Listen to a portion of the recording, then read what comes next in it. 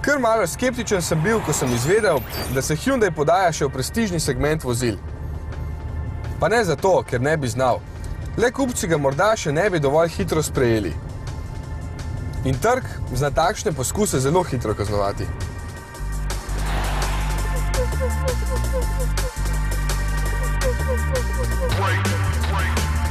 No, Korejci so kljub vsemu zbrali ves pogum in v Ameriki že nekaj časa nazaj predstavili Veracruz, sedaj pa ga pripeljali še v Evropo in mu nadeli ime iX55.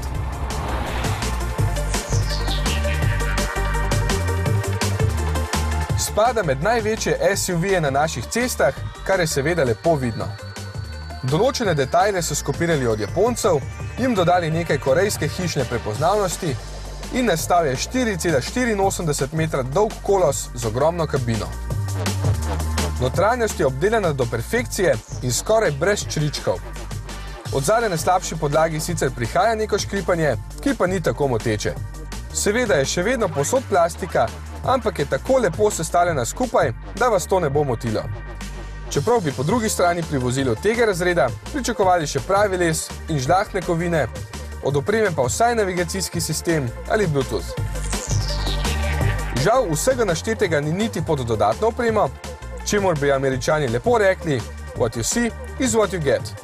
V ponudbi je namreč samo ena stopnja opreme, dodatki so zgolj električno pomično strešno okno ali kovinska barva. Zanimiva je modra osvetlitev, ki je ponoči celo preveč očitna. Ogromno prostora pa lahko v iX55 pričakujete povsod. Celo na dveh zadnjih sedežih, ki sta v večini podobnih avtomobilov zgolj zasilna.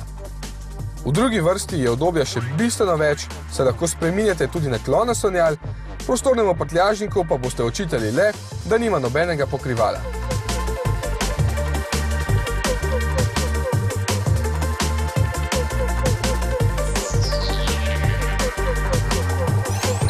Evropejcem so namenili nov in posebej za nas razvit turbodizelski 3-litrski V6 s 176 kW in 451 Nm navora.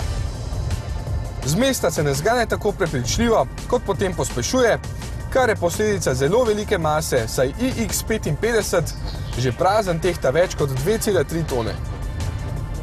Motor krasno sodeluje s samodejnim menjalnikom, 6 prestavami, skupaj pa porabite v povprečju vsaj 11 litrov goriva, kar je še nekako v pričakovanih mejah, čeprav bi bilo lahko tudi manj.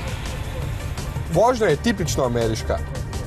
Avtomobil se dosti nagiba in ne daje posebnih občutkov, je pa zato tih in udoben.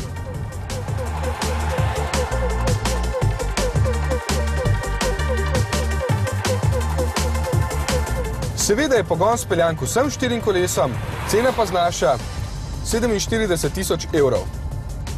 Veliko za Hyundai, ampak malo za to, kar dobite.